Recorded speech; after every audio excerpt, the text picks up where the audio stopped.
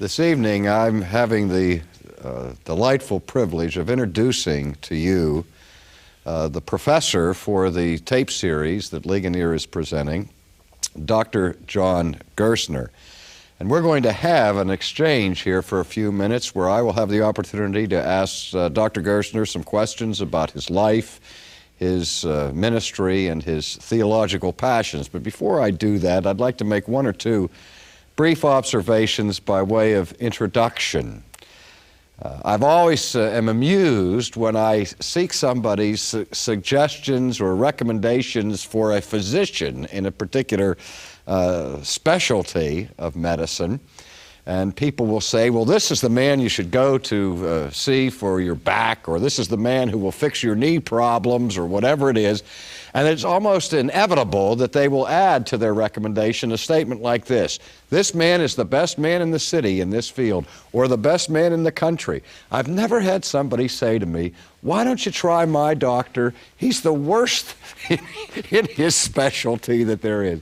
And it amuses me because I think we all have a tendency to want to believe that our doctor or our attorney or our financial advisor is the best that there could possibly be. And so we always have to discount these claims that we make about our friends or those who are particularly dear to us. Now, having said that, and giving you now the opportunity to discount what I'm about to say, I am nevertheless convinced that the man that we are going to be interviewing this evening and who's going to be teaching by way of videotape is, in my judgment, the leading theologian who is alive on this planet today. Now, I haven't met every theologian that lives in this world. I have had the special privilege of being able to study under some of the most noted theologians of this century, and an even greater privilege of being able to work with many of them personally. But tonight, I want to introduce you to the one who, not only by me, but by many, many other theologians, is the one who's recognized as the theologian's theologian. I refer to him lovingly and humbly as the king of the theologians. And having said that, I'd like you to have the opportunity now to join me as I enter into some discussion with Dr. John Gerstner, who was for many decades the professor of church history at Pittsburgh Theological Seminary. He's been a prolific speaker and writer, a leading expert in the work of Jonathan Edwards. He has been a very important representative of classical apologetics in the intellectual defense of Christianity. He is a man who earned his PhD from Harvard University and has been a credit to that institution since his graduation. So having done that now by way of introduction and risking the wrath of Dr. Gerstner for having said these things, I'd like to turn my attention now to you, Dr. Gerstner, and ask you some questions that give these people an opportunity to know what makes Gerstner tick and what drives you and what your passions are and how you come at theology. And a simple question I'd like to start with, and one I like to think about in my own life, is who would you say would be the 4 or 5 thinkers or theologians who have most influenced and shaped your own thinking? Well, as I start to answer these queries of yours, R.C., I will disprove the introduction, so I needn't waste any time on that subject. But the man who actually influenced me more than any other human being is a person almost unknown. You know his name.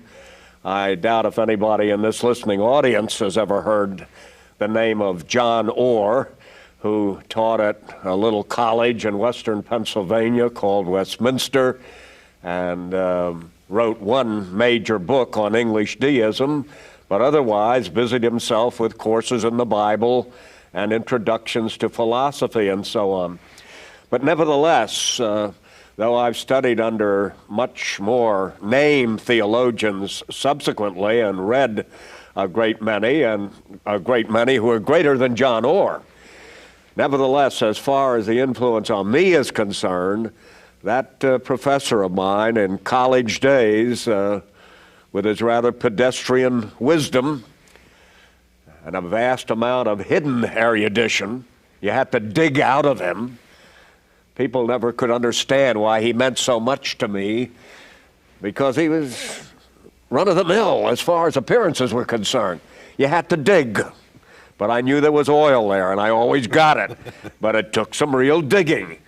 And but that man understood, I think, the Bible and theology probably more soundly than any theologian I know of in my own lifetime.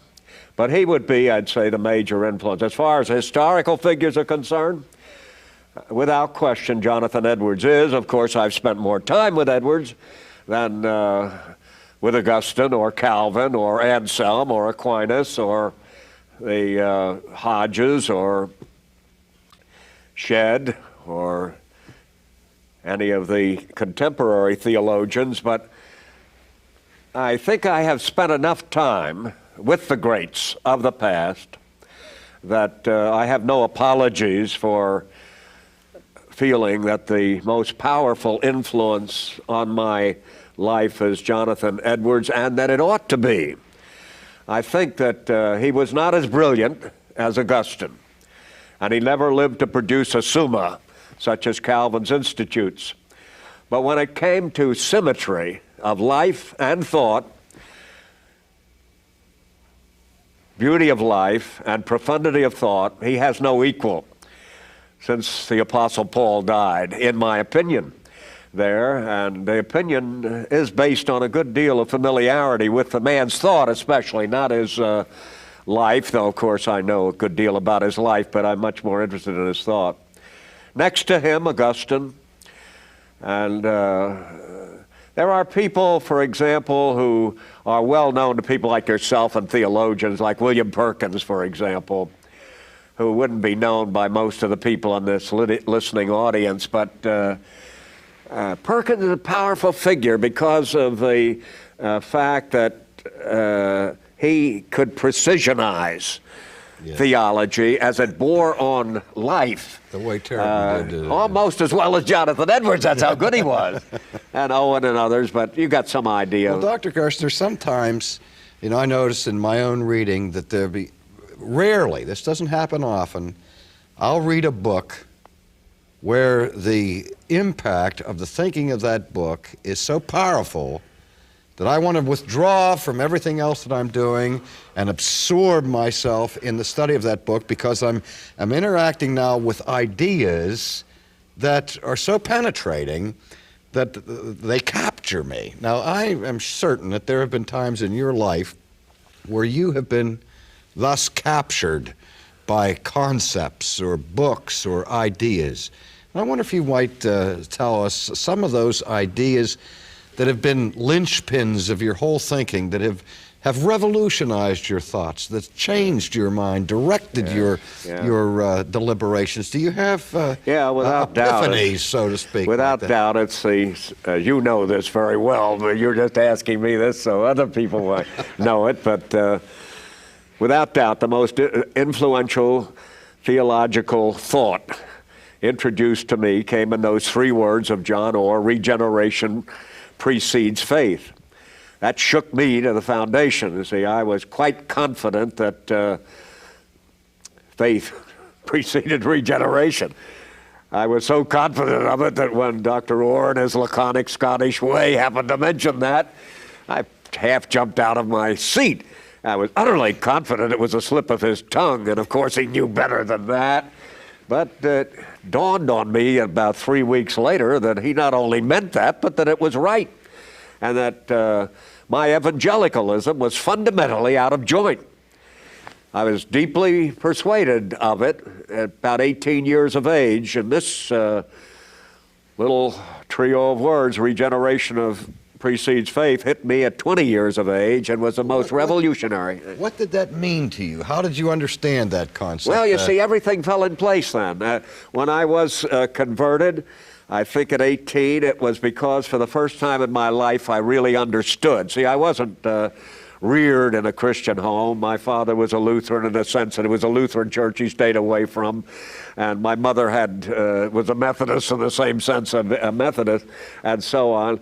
They were always surprised. Where did Johnny get all this religion? You know, rather pleased, but nevertheless always surprised.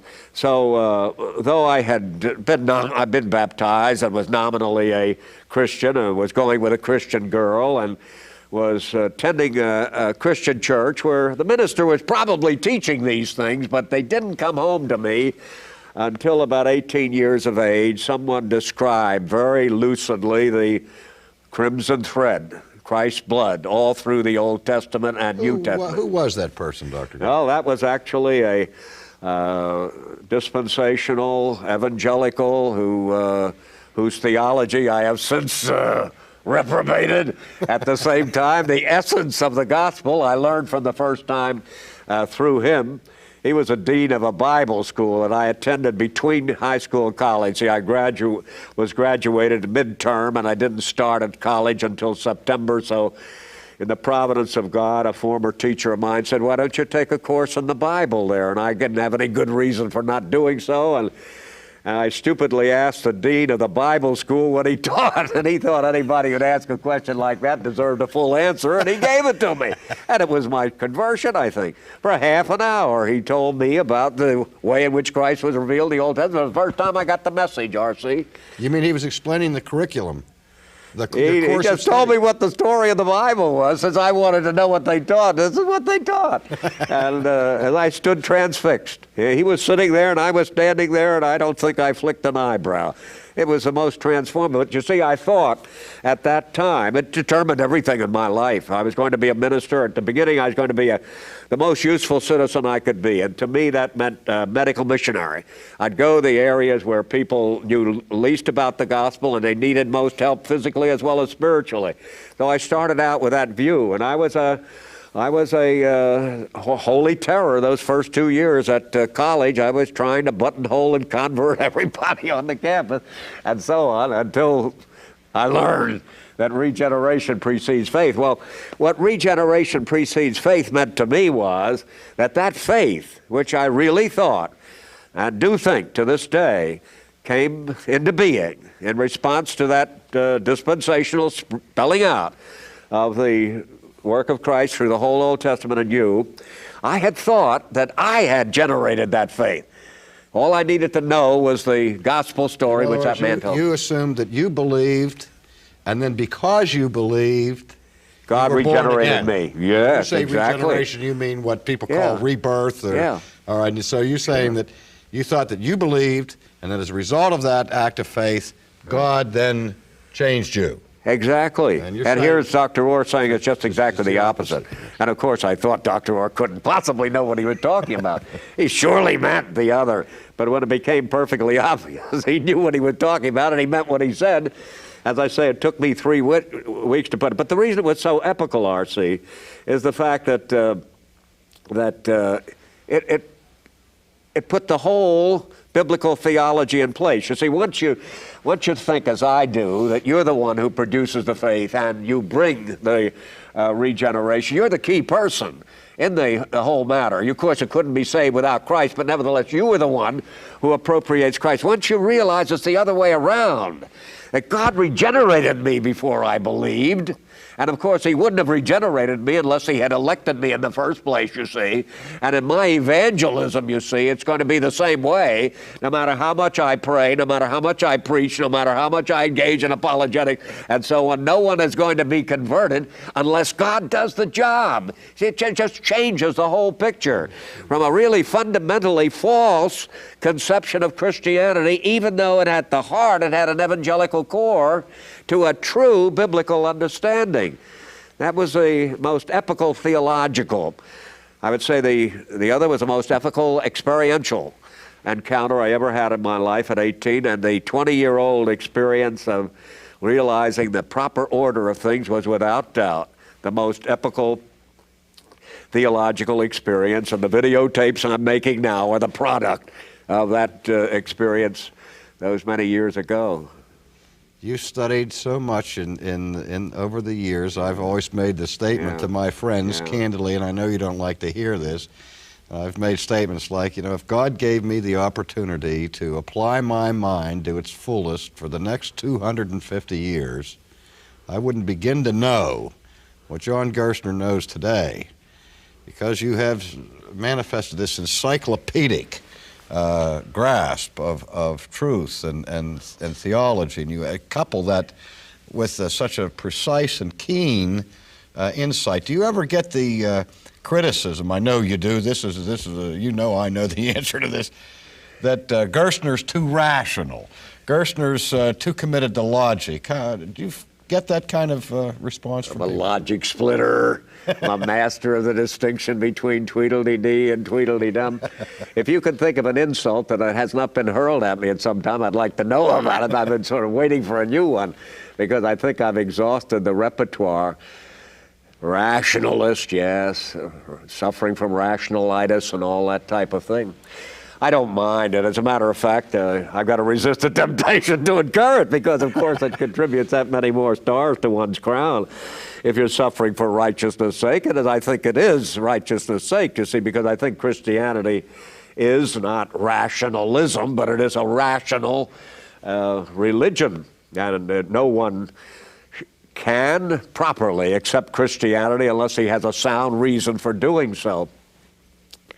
But perfectly true. It's one of the things I'm stressing in this videotape on apologetics right now. I spent 4 lectures out of the 13, R.C., on dealing with reasons against reasons, because they prevail. There are more people who give reasons against giving reasons for Christianity than give reasons for it, among Christians, mind you. I've noticed in my own classrooms, Dr. Gerstner, that there's a discernible increase from year to year in students' hostility toward rationality. And I'm sorry to hear that. I was hoping you would diminish them. I wish it was. I could say that I was detecting that it was going the other direction. Yeah. And that concerns me. But you have a different perspective from the one I have. And I'd like, in the few minutes we have left, if you wouldn't mind commenting on what your chief concerns or hopes or instructions would be to the Christian church as we approach the 21st century. Well, my hopes are real, but they're rather dim in that area. After all, this anti-rational Christian approach is a silly thing. It doesn't stand up under, it stands to reason. It's not reasonable to oppose reason, and so on. And one of the interesting things historically is, in the great age of pietism, the greatest of the pietists, for example, Spener in Germany, Wesley in England, and Edwards in New England, every one of them were either writing books on apologetics or preaching apologetically, or it's John Wesley who said, Christianity is a rational religion, and if it's not rational, it's not Christian. That's John Wesley, you understand. It's not Protestant scholastic or something, and so on. And Wesley was quite an ardent apologist, and all. But it's a silly thing to oppose this type of thing. And one of the things that one hopes for, and this is the advantage of growing older, is that as people live with a silly idea, sooner or later they realize it's a silly idea. And as soon as they realize it, they do want to get rid of it. And but at the same time, and it's still very much with us, and you and I are going to have to spend, and a great many other people are going to have to spend a great deal of time pointing out to our fellow evangelicals. I try to argue in this that God doesn't proceed that way. He doesn't call for any crucifixion of the intellect, and He doesn't insist you're supposed to rest your whole case for Christianity on how you feel in your heart, and so on. On the contrary, believe me for my work's sake, and let us reason together, and these visible things declare, manifest the invisible God. one of my professors at Harvard I was mentioning the other night, who was an arch liberal, he said to me one day, he said, Gerstner, if I ever become a Christian, you're kind of a Christian, an evangelical Christian, you know what'll do it? And I said, no, Dr. Bixler, tell me. He said it's that the early Christians believed in the resurrection of Jesus Christ. Now, I know Jesus Christ didn't rise from the dead, Gerstner, but I know that those people thought he did. And you know, if anything ever gets to me, it's going to be that fact, that they could believe that, who were there at the time, and so on. Makes me sometimes wonder about me. But you see, there's the point. If a liberal who was relying on his own knowledge and his own judgments and so on was ever going to hear the impact of genuine Christianity, it was going to come through the evidence of Christ's resurrection, which would come through the cogency of the witness of those who were present and such things as that. One thing is certain, nothing would ever turn Julius Seeley Bixler in the Christian direction just by saying how warm a person felt in his heart. Not that I'm against that, you know. I'm all for a warm heart, right? I understand that, and that's one of the things that we've noticed in your ministry over these years, the devotional passion that you bring to the Christian faith and the ardency of spirit and prayer and all. But this is part of the problem, is that people perceive that if you do apply your mind rigorously to seek an understanding of the Christian faith, that in order to do that, somehow we must therefore harden our hearts or pour ice water on our hearts, that there's a fundamental disjunction between mind and heart. But that's not the way you've approached it. That's not the way you've no, it isn't that way. Francis Schaeffer got off a good remark before he died. He pointed out with respect to John 17:3 especially, this is life eternal, that they know thee, the only true God, and Jesus Christ, whom I have sent. He made the very astute comment that knowledge, this is life, that they know thee, the only true God, is at least rational knowledge. That was beautiful, because it's far more than that. But it has to be at least that. You can't have, Sproul, you can't have a saving knowledge of God unless you have a fundamentally sound rational knowledge. This is what Augustine stressed so much centuries ago. And this is what you've just said to me is not some 17th century aberration, but it's classical Christianity, isn't it? It's 17th century, but it didn't die in the 17th century. It didn't start in the 17th century. It's been there. We understand that I can't believe with my heart what I don't understand with my head. Yeah. And don't accept with your head either. Yeah, I know. Yes.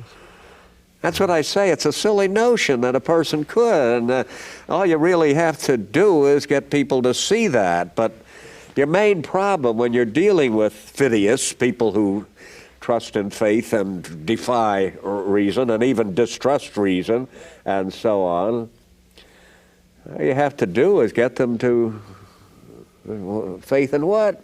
Why? And so on. They do have reasons, you see. I think it's partly the fact that they're afraid somebody will cut them down if they say anything. And you know the old saying, cum gustibus non disputantur, you can't argue with taste and so on. As long as I have Christ in my heart, you can't say I don't, you see, and so on. Of course, I can't prove I do, but I think that's part of the reason. And here's where I have sympathy with the lay people. They can't be expected to devote the kind of time you and I can to studying these things, and they don't know how to cope with people who are hostile to them and know more than they do.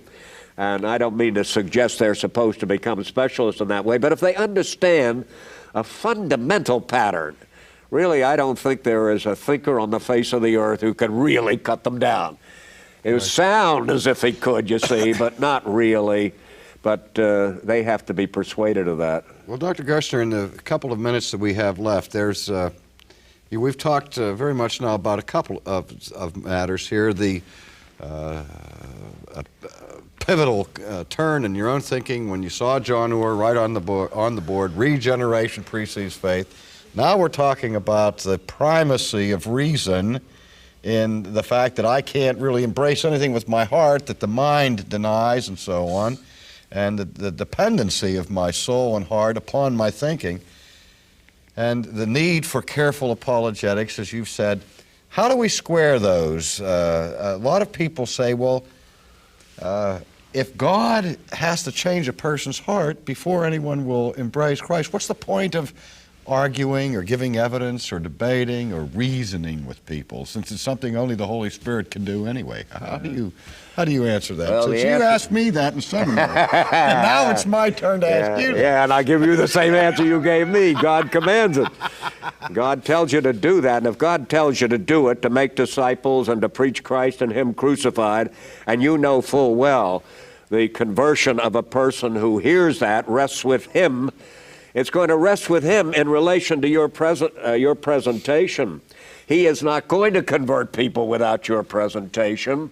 Now, your presentation, no matter how eloquent and brilliant and devoted and prayerful, is not going to save a solitary soul.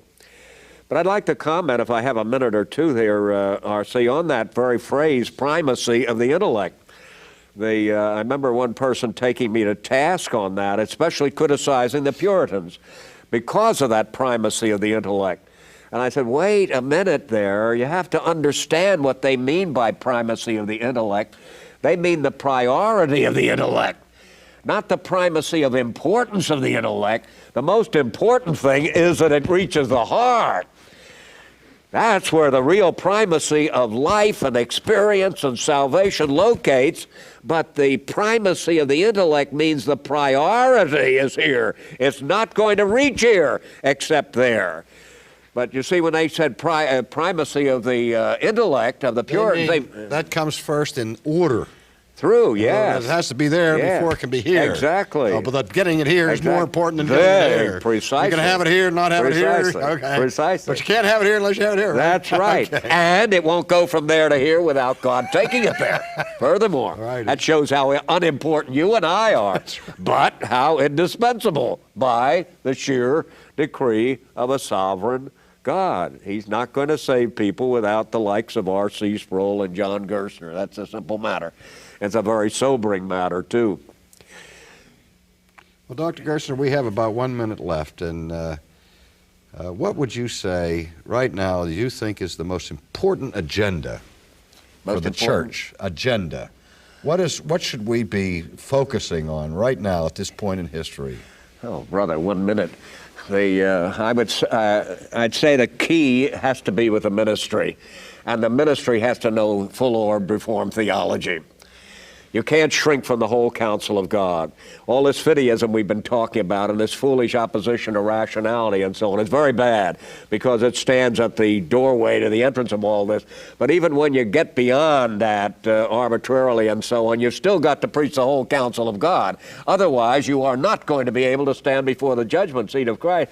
And R.C., I'm afraid most of my fellow evangelicals, your fellow evangelicals, aren't doing that. You ask me what's the greatest concern of the Christian church at the present time, I would say worldwide. It's the preaching of the whole counsel of God, which is the job of us ministers. And people should understand it and believe it. And insofar as they're capable, of course, teach it themselves and so on. But it is our job, and we're going to be answerable to God for that. If I go back to the very personal experience you mentioned at the outset there, if I had stayed a person who thought that faith precedes regeneration, the last 55 years of my life would have been propagating a false doctrine. Now, I was converted by that false doctrine, or shall I say, to be more precise, I was converted in spite of that false doctrine.